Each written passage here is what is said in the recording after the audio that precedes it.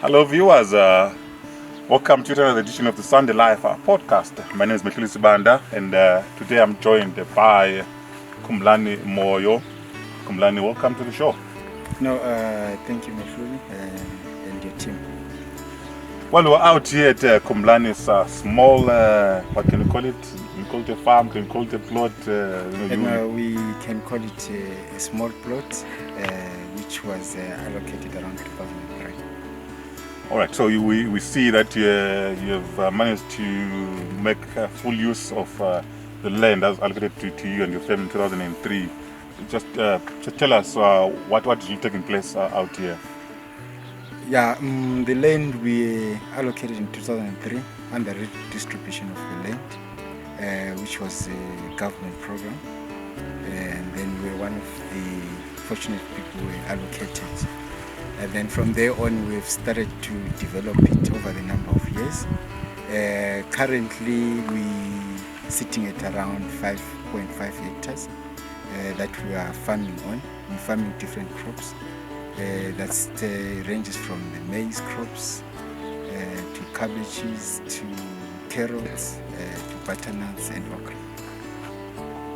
When did you start this kind of farming? Have you been 2003 or you started just a few years ago? When did you start? We started to intensify some 10 years back, where we had to re-equip it to be able to farm even during off-season, where we've installed even irrigation systems, a complete irrigation which was completed 2 years back, which now we're now focusing on plowing and planting, and over and above and diversifying to other types of farming, which includes the fruits section, and we've also done some trials on the sugar cane, and also we're doing also now dairy, which we started a year back. How much investment can you say has gone into all that we're seeing here? We're seeing water tanks, we're seeing bowls, we're seeing how much has gone into this venture? No, it's quite a large amount of investment, which was direct, not borrowed monies. It's from the savings, which we've used. It's quite a large amount, which we can quantify to next to millions of pounds. What do you call them? The US dollars. And then, obviously, when you put in money, you expect a return on investment. Are you already realizing that, or you are patient enough to see the venture grow and then see return on investment in years to come, or you're already reaping the fruits of the investment? No, if you're doing farming, the basics is that firstly you look at do you have passion on it, because the return of investment is not a short-term thing, it's a long-term thing, which we're expecting maybe in the next after 5 years from now, we might be starting to recover in terms of the investments that we've put in.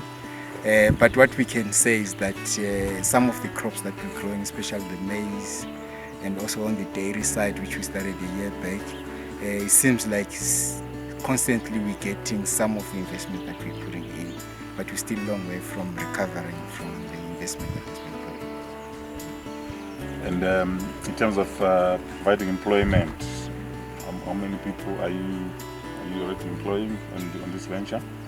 No, we can clearly to announce, we would know that currently the country is struggling with employment, permanent employment that gives constant incomes to families. We have got plus minus 11 permanent employees. Time and again, seasonally, we have an excess of more than 20 who come in, do seasonal work like cultivation, harvesting, and plowing. So we can say in essence, in the community, we giving employment to about 30 to 35 families.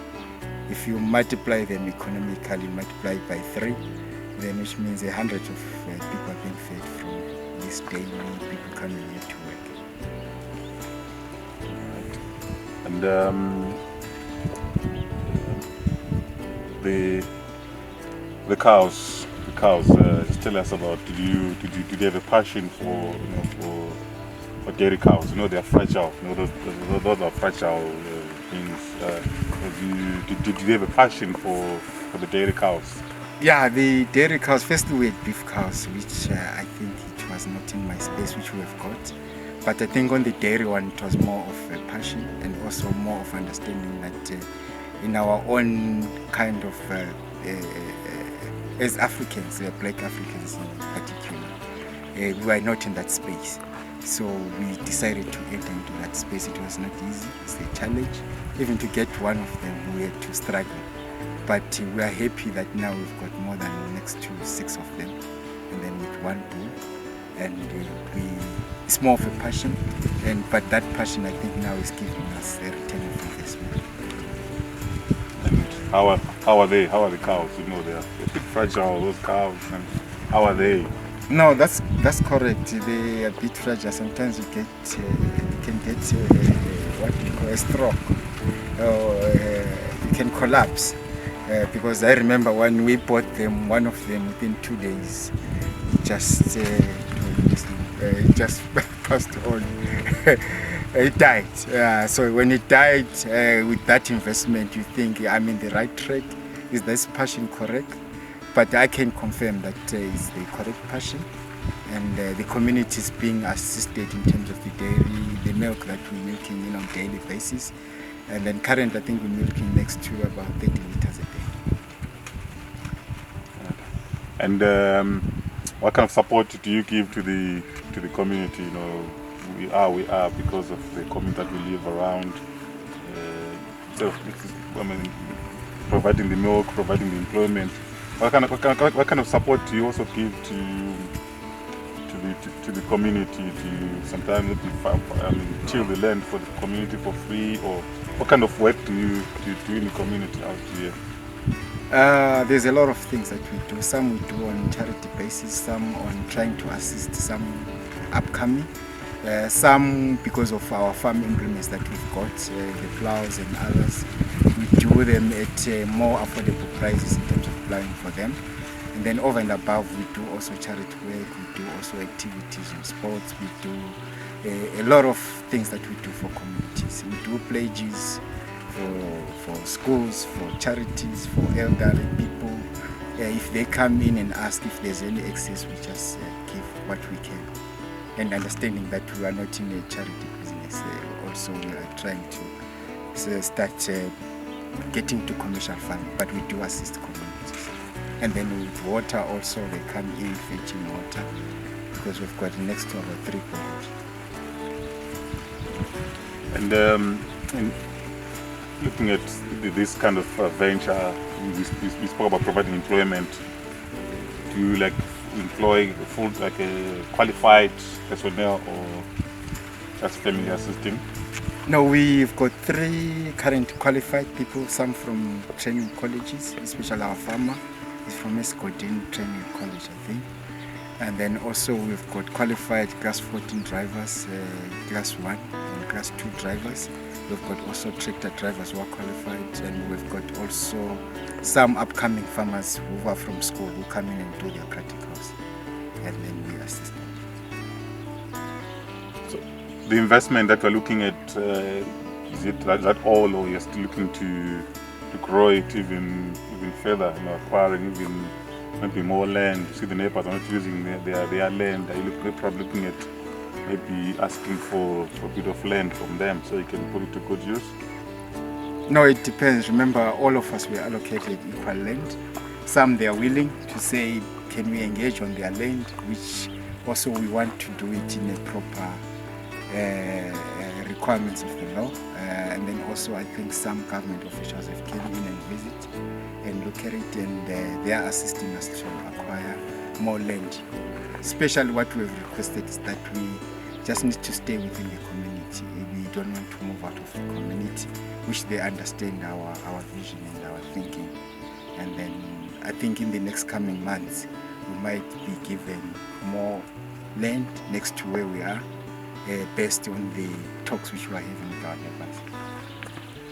So since you've embarked on this venture, let's start with maybe any regrets. You spoke about losing 1 or 2 dairy cows, which I know they are quite pricey.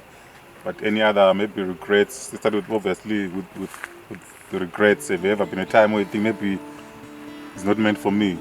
Has there been a time you thought about that?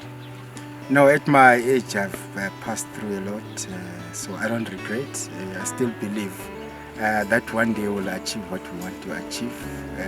Part of if you enter into some of this space, like in the farming space, you will understand that there will be insects, there will be worms, there will be all that, there will be shortage of, there will be a lot of things.